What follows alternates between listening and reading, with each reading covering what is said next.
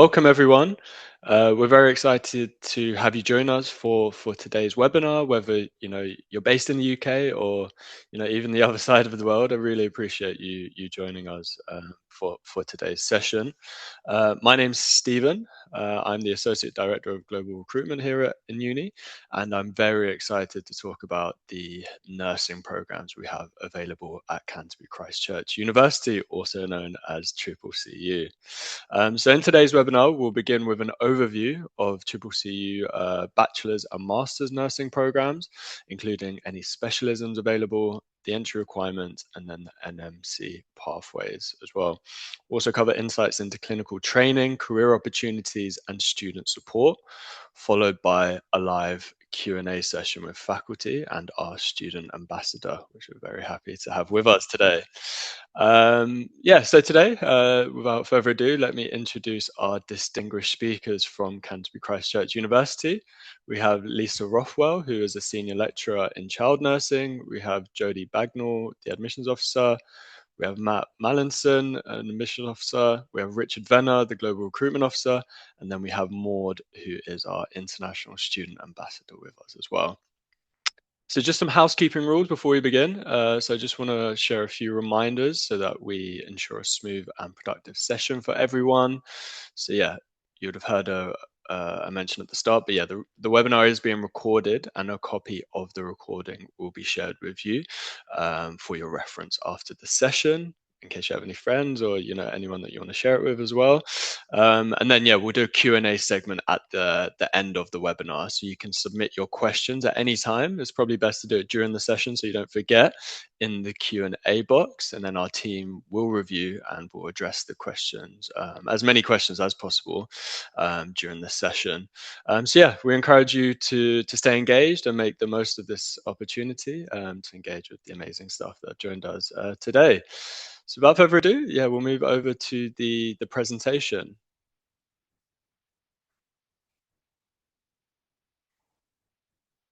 Thank you. So first of all, we have BSc nursing, so the adult pathway. It's a 3-year full-time course, and it is joined together with mental health and child. So it's taught together in year 1 predominantly, and then certain parts of it is taught together in year 2 and year 3. So the adult specific pathway is obviously to prepare you for nursing practice. It helps develop confident and competent adult nurses. After the 3 years, you're then eligible to registration for the NMC, so your PIN number to be a qualified adult nurse. You can specialise in adult nursing later, in the later years, and focus practical training. And obviously you learn with expert academic but also expert clinical support as well, because obviously the course is 50-50 split, so you do 50% of the time in university and 50% of the time in placement. So it's very much a team working and working in partnership between university and practice.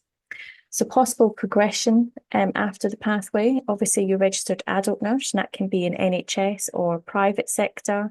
You can work acutely, so in hospital-based roles, or community, so primary healthcare. And obviously there is opportunities for further study as well, or advanced practice roles. Okay, so it's a 3-year full-time course, and it states obviously the tuition fees are 17,000. So the BSc Child, so obviously we prepare you as a career in working with children and families, and obviously it's family-centred care, so it's not only the child, you are caring for families as well. Again, at the end of the 3 years, you are eligible to join the NMC registration upon graduation. It is a shared first-year course with all fields, so obviously, as I've said, so the first year is shared with adult and mental health, so it's about that interprofessional learning together. And then obviously you would do year 2 and 3 as field-specific modules. And it works very closely with practical and simulated training. So we spend quite a lot of time in the simulation suite. It helps develop your compassion. We aim to develop your critical thinking, and obviously professional confidence as well. At the end of the degree, your possible progression pathway would be obviously a children's nurse in either hospital settings, community, healthcare settings, so health visiting, school nursing, respite care. Obviously, you specialise in child health and wellbeing services, and further study again would be child related. So you can go on to do further study in child related fields as well. So BSc Nursing and Mental Health pathway. So it prepares you for a career in supporting individuals with diverse mental health needs. So it's to develop your compassion, resilience, and person-centered care skills. So the aim is to build a foundation through the collaborative learning with other disciplines in year one, to help work how to care holistically for obviously patients, children, young people, adults. And to progress into specialist mental health training with hands-on simulation and with clinical experience. So you would register as a mental health nurse, and obviously your future sort of progression would be working as a mental health nurse in either clinical settings, you can do community or outreach roles, specialist mental health and recovery services, roles supporting diverse patient groups across all sort of care settings as well. And you again can obviously do further study or be specialised in certain areas of mental health practice. So MSc nursing. So obviously it's 3 fields. So we do mental health, child and adult. And again, it's similar to the BSc and that some content is taught together. So it's to give that interprofessional working to learn obviously about each field. So obviously it's open to graduates from any discipline. So prepare you for a career in mental health nursing and develop confident, compassionate and person-centered practitioner. It's a 2-year course and it's combined with theory and real-world sort of clinical placements. It's to help gain experience and confidence across diverse settings, including community and home environment as well. And at the end, you are eligible again to join the NMC registration. The possible progression pathway is quite similar. Obviously, you have mental health nurses across healthcare settings, so hospital, outreach, community, specialist and recovery focused care services, work within multidisciplinary teams, and you can progress into leadership and advanced mental health practice. So MSc in adult nursing is a 2-year course. Obviously, it's designed to build professional nursing capability to strengthen clinical expertise alongside critical thinking and compassionate care. So we mix between academic study, so you spend time in classroom learning, and we do simulations, so we do a lot of hands-on experience as well in clinical placements. It's again 50-50 split between practice and classroom based, so it's 50-50. You learn across advanced learning environments, so with obviously experienced practitioners, so everyone that teaches on the MSc has an MSc degree themselves, and at the end you are eligible to join the NMC register. Possible progression pathway, again, obviously it's about working as an adult nurse across multiple fields, so whether it's hospital or acute settings, community, primary care, sort of GP surgeries. You have obviously experience through simulation placements in clinical environments, but obviously you can progress into leadership. So advanced nursing practice and advanced practitioner. So there's lots of different fields that you can go into when you qualify. An MSc nursing and child pathway. So again, it's a 2-year course because obviously all the MSc fields are taught together. So it is a 2-year course and it focuses on child-centred nursing practice. So it develops advanced clinical, analytical, critical decision-making. It's very hands-on. So obviously we encourage simulation again, clinical placement. So we do a diverse of placements across the 2 years. And it's to enable you to learn to deliver safe, effective and person-centred care in line with the NMC. And at the end, obviously, you're eligible to join the NMC registration. So possible pathways, obviously registered children's nurse in either hospital, neonatal, community-based, specialist child health and wellbeing services, health visiting, school nurse, advanced practitioner, and obviously you can progress. So obviously progress into advanced and specialist paediatric services. So you can become an advanced health practitioner and do further study as well if you would like to.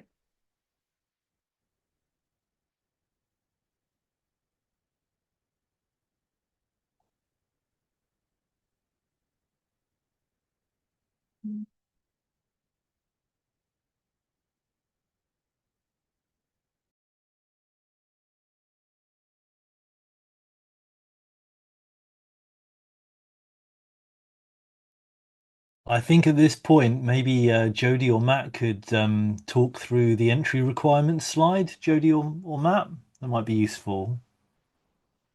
Yeah, so in terms of our entry requirements for the undergraduate BSc studies, we look for a recognised high school or senior secondary qualification. So depending on where you are and what country you're from. Obviously, we do like to have a look at most of the qualifications and certificates that you have studied or are currently studying. When it comes to the application side of things, it's done through our website called UCAS, and it has a dedicated space for you to input all of your qualifications that you have currently studied or studied in the past. It also includes English language and a maths GCSE or equivalent. So that would be for all the nursing courses, child nursing, mental health nursing, and adult nursing. And also the IELTS as well. So English proficiency, we look for an IELTS of 6.5 overall with no individual element below 6.5. So depending on where you are from or what you're currently studying, we look at everything in terms of your UCAS application. And the additional requirements for the nursing courses also include a interview as well. So after we reviewed all of your qualifications and certificates and your application in general, we would then invite you to an interview, which you would sit with an academic. And then later on with your application, you'd also be required to finish a occupational health clearance questionnaire and the DBS check, which is criminal records. Over to you, Matt. So yeah, obviously it's quite similar to the undergraduate, but we also that you have a degree already to be a postgraduate. So you shouldn't really have a degree in nursing already. It should be a different subject, but basically you can have a healthcare subject, and if you have that, you can get a 2-1 to go on the course. If you have a non-health, sorry, do that all around. You get 2-2 if you have a health-related subject. If you don't have a health-related subject, you need a 2-1, so you're basically a higher level if you don't have a healthcare-related degree. Um, Similar to requirements to English language, it's 6.5, but we can take a 6.0 or below for the nothing below a 6.0 for a postgrad, but you can take a 6.0 in certain elements. And also we have the same entry requirements of you have a interview, you do the occupational appearance and DBS the same way as you would undergraduate, basically. So that's essentially it, but it's just slightly from being a degree first. Okay.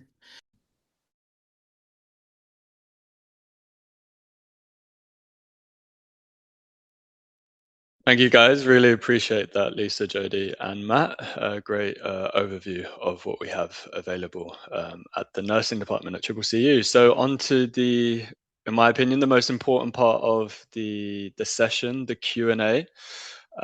We do have a few questions in the chat box. I'll just go top to bottom. Okay, so what makes CCCU's nursing courses distinctive, particularly in terms of clinical training and simulation facilities? Not sure who'd be best placed to answer that. Maybe Lisa? I was going to say probably. Yeah, don't want to assume.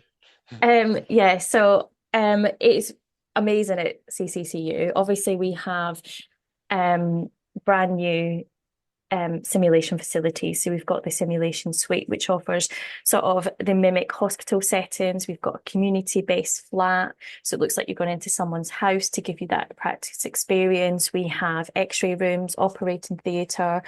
So that's all within a simulation suite. We do have interactive space as well. So we use like VR headsets, we use interactive space, which a lot of other universities don't have. We have the anatomy lab. So we tend to take students down there that obviously then can have hands-on sort of learning as well. Our practice experience, we do clinical placements. So as I said, it's 50% in university, 50% in placement. And placements, we cover a wide area of placements as well. So we give you the opportunity to go into different acute settings. So A&E, hospitals, inpatient wards, assessment units, where else? Community-based, obviously health visiting, school nursing, GP surgery. So we do have a wide variety of placement experience that you can have as well. So I think that is why we stand out more than any other university. Amazing. So I'll pass the next question on to Maud actually. So we've just heard about the amazing facilities and what you have access to, Maud. What does a typical week look like for you as a student at CCCU? Thank you. A typical week for me is a mix of lectures, and then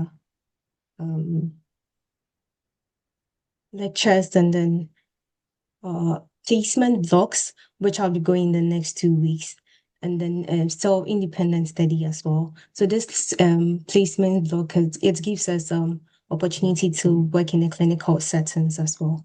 And the course is actually structured well, so you can manage and then do personal studies as well. Yeah.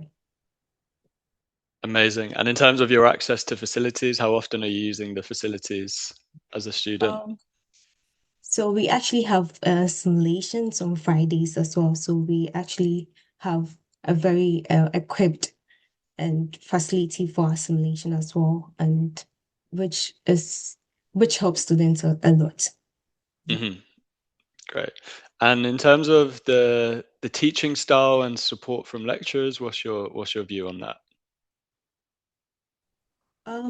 The teaching style is very good, it's very interactive and is student focused. Our lectures are very approachable, and if there is any support you need, you could go to them for support. Our lectures also encourage us in critical thinking, also discussions, presentations, and it helps. It's a way of building us in becoming future nurses and building our confidence as well. Mm-hmm. Amazing to hear.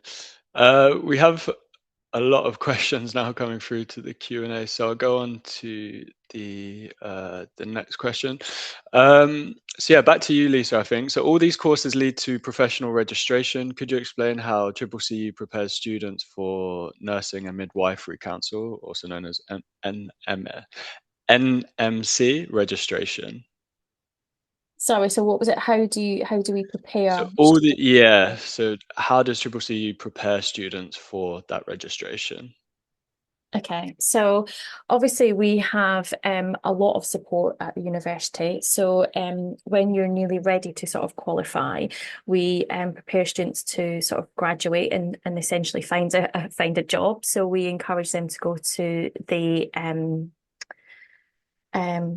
what am I trying to say? It's the enterprise team who will help you develop sort of CVs, cover letters, things like that to obviously prepare students. We prepare them for interview questions as well that they might get asked when they obviously come to an interview. For joining the NMC, obviously they have to have passed all their academic and placements to then obviously qualify to join the registration. And then it's the team that sort of upload them to the NMC, and then they generates their professional, I guess, PIN number, whether it's an adult child. So they register as a nurse on the NMC, and it will have you the child, adult, or mental health pathway. So we do support obviously after study. And how does that look? Because obviously if you come and it's quite I guess we're quite a family sort of team unit. So we do sort of teach you and help you through those, whether it's 2 years or 3 years. But actually we're aware that sometimes the transition from being a student to qualify is quite a big jump. But actually from placements, I think they help as well. So as part of the Mhm. interview process that we sort of teach students, we have practice partners come to that interview. So sometimes we have sort of a mock sort of interview day, and they can obviously prepare students for what might they get asked on an interview for a job, and practice are there as well. Some students will get offered in their final year on placement, because if they've gone to the placement more than once and they think, I really like this area, and they know the staff, then obviously there's opportunities to sort of apply for the job there, because they're familiar with the area and the staff and they know the students. We also run a recruitment drive as well. So every year we have sort of a recruitment day where lots of practice areas come to the university and do like a recruitment sort of, I guess, field sort of, I don't know, Yeah. fair. And obviously then you can get to see what is out there, who is looking for jobs, what actually, where can you go for employment. And where are the students typically going? Obviously, there's the NHS, but is there also a lot of private options for Yeah, students? yeah, and it's a mix. So some students will stay within Kent, some will go further afield. So if they're in the UK, some will move back home or back abroad to somewhere else. There's Yeah, a mixture of sort of hospital settings, community, private sector. Some actually then decide to stay and do further study. But we try and encourage them to obviously go out and do practice for at least sort of a year, 18 months to consolidate their learning before coming back into further education. Depending on obviously which pathway it is. But yeah, it's a real mix of where students will then go for work. amazing. Jodie and Matt, I haven't forgotten about you, don't worry. We've got a lot of questions in the Q&A about entry requirements and scholarships as well. So I'll just read out a few. So firstly, in terms of scholarships, what scholarships do we have available for international students? Yeah, Rachel would do that actually. Yeah. Yeah, sure. I'll take that one. So we offer an international student scholarship of £1,500, Stephen. That's every year of study. So that will Sure. reduce tuition fees per year to 15,500. Amazing. And is there a discount if students pay the full fees as well? We do have early bird discounts as well, yes, and yeah, we'll confirm those shortly actually. So yeah, we'll send out communications about those early bird discounts and the application deadlines for those very, very shortly. Great stuff. And for Matt and Jodie, so is there any work experience required for any of the master's courses? Yeah, so the master does have an entry requirement of the work experience. I actually didn't realize it wasn't on the slide. It's 750 hours you need to have before you apply for the course in care, like a healthcare related subject sort of experience. So generally, like a healthcare assistant or working in a care home, for instance, would be valid experience we can accept. Perfect. And for the English requirement, so is it just IELTS that students need to take, or is there any other English test that they can We use? do allow others. I can actually put the website in the link in the chat if that would be helpful. There's a few different ones we can accept. Great. And online tests, are they accepted? Yes, we do take online tests, but it has to be a specific kind, and they'll be basically like kind of monitored. I'd say I'll be on the link I'm sharing. Okay. Perfect. So yeah, just reading through, there's a lot of questions that have came through. Um,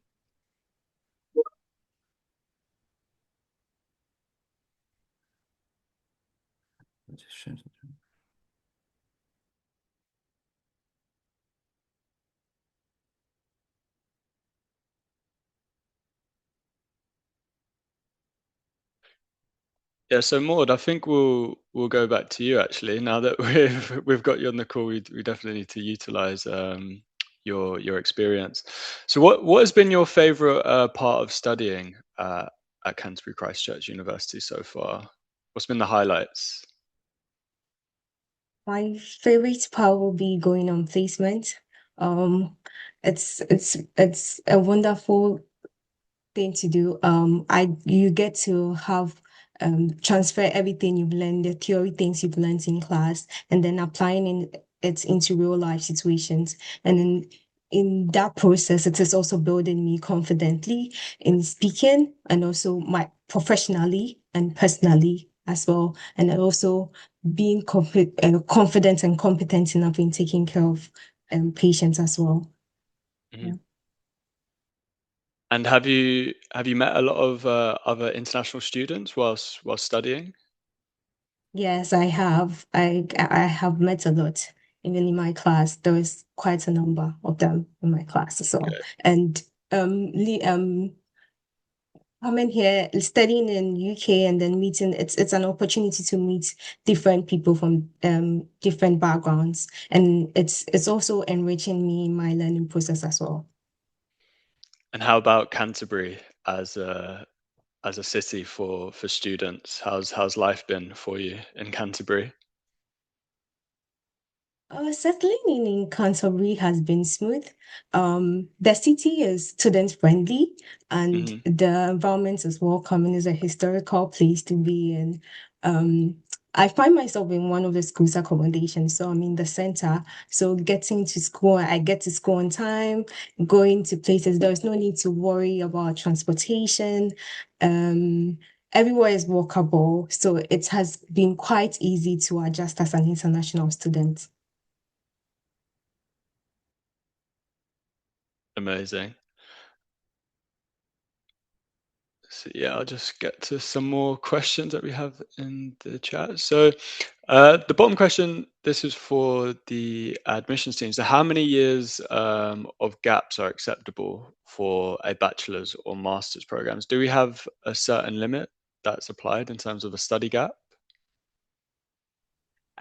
With our Indian applicants, we can only allow a year's break of study for when the course entry starts. So for September 2026, for example, we would accept the 12 Indian certificate within that year.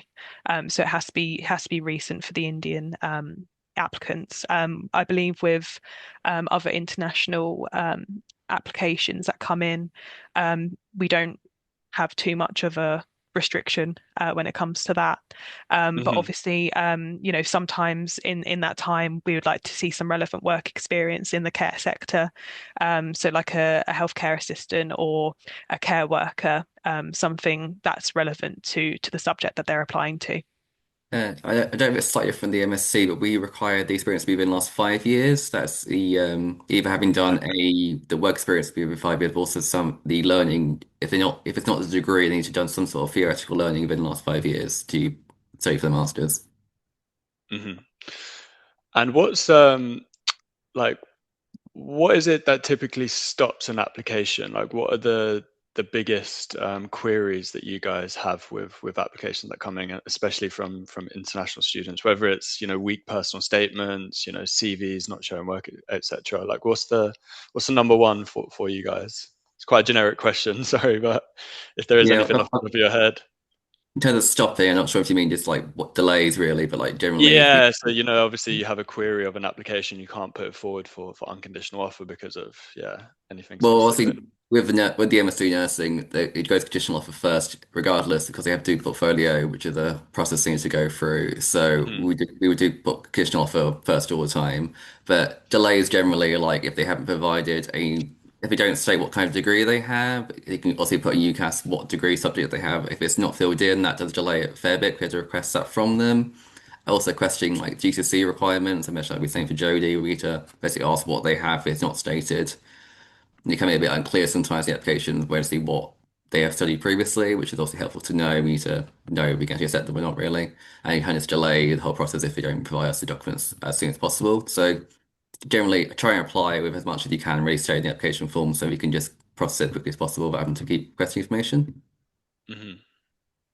Yeah, I agree with Matt. The more information, the better. I know that sometimes the UCAS application doesn't always come up with the international qualifications listed in their kind of website. But even if they mention it in their personal statement or just in, somewhere so that we can kind of engage with what they've actually got, we can then ask specifically for those qualifications and those certificates to be sent over and reviewed by the admissions team. So yeah, the more detail, the better, really. Sure. And we've had a question about visa refusals, so previous visa refusals. Do we have any specific policy on students who maybe have a visa refusal, not just from the UK, but like, for example, another country, maybe the US, Canada? So we'll also review each person individually. If they have visa refusal, it'll go to our compliance team and they'll review if we can accept someone who's being refused in another country or in the UK. It won't also exclude them straight away if they have got a visa refusal, but it can affect the Yeah. application. So it's also good to provide the information as well, like just the visa refusal letters if they can, so we can review them and make sure we get the best decision on the application as possible, really. Mm-hmm. Sure, so case by case. And then we have a question about the fees that a student needs to pay before the CAS letter can be issued.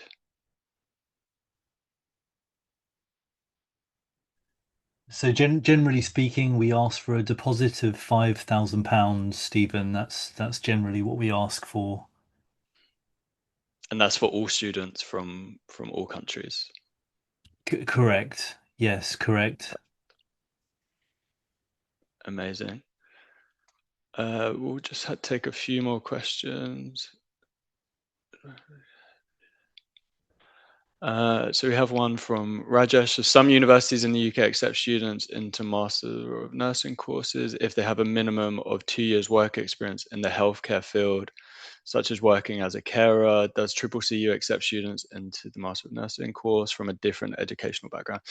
Yeah, so I think that was already answered, right? Yes, So so as long as long as they have a 2-1, if it's not yeah. healthcare related, basically, yeah. So what if a student, they have a lot of experience, for example, as a carer, they don't achieve a 2-1, let's say they have a borderline 2-2.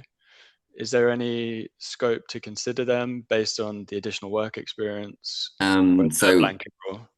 because it's quite a popular course, we need to be quite strict on entry requirements. But yeah, like say if it's a 2-1, it's 2-1 if it's not healthcare related, but if it's a healthcare subject, we can take a 2-2. So if it's like a biology or another healthcare related degree, we can take a 2-2. Yeah. And you mentioned it's a very popular course, of course. Are the places capped? Do we have a certain number of places on each course? Yes, they are capped. Yeah. And is there a specific amount for international students, or it's just a general number covering It's just a home? general number. There's not like a Okay. specific. Yeah. Okay, great. Yeah, we'll just take a few more questions.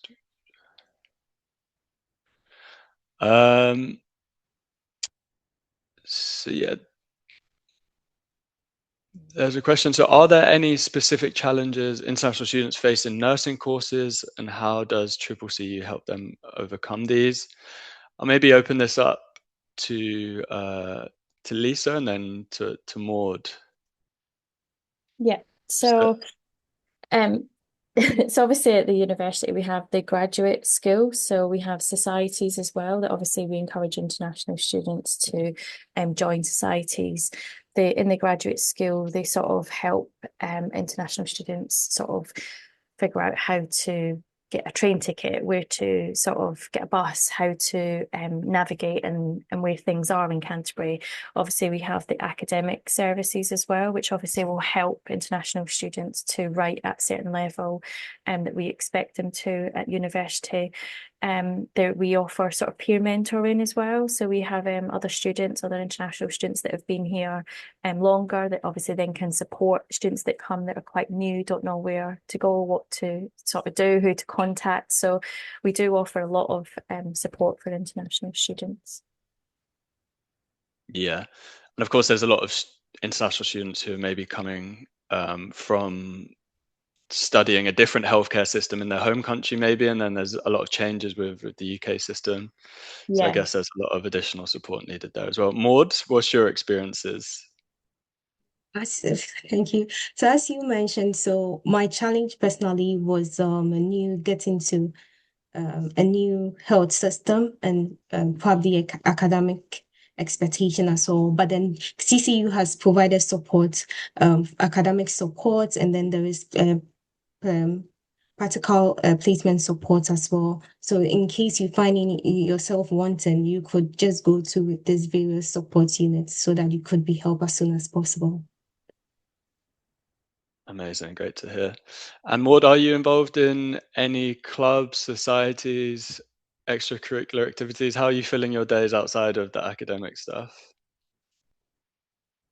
Currently, unfortunately, I'm not in any society, but CCU offers a number of varieties of clubs and societies on campus as well, and it's a place to meet new people and build relationship and friendship, and also to also balance a good life balance, have a good life balance alongside with studies as well, because with a 2 year, I'm a master's student, with a 2 year program, it's gonna be sometimes tough, and you need to have friends to support as well. Yeah, so there are clubs, available clubs to join, and it's very important to join them as well. Yeah. Amazing.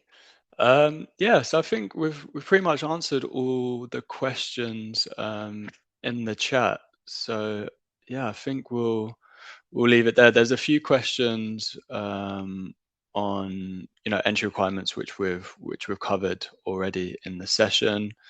But yeah, I really appreciate everyone's time joining the session today. Thank you guys.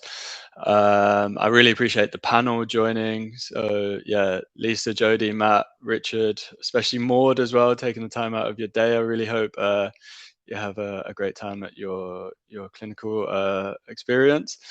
And yeah, I really appreciate the audience for participating as well and providing so many questions. So yeah, once again, we'll be sharing a recording of this session, so you can revisit any information you might have missed. There's a lot of questions which were covered in the session, and yeah, really hope you found today's session informative, and we encourage you to consider CCCU as an option for your academic journey. So yeah, we look forward to seeing you in our next session, and enjoy the rest of your day, guys. Take care.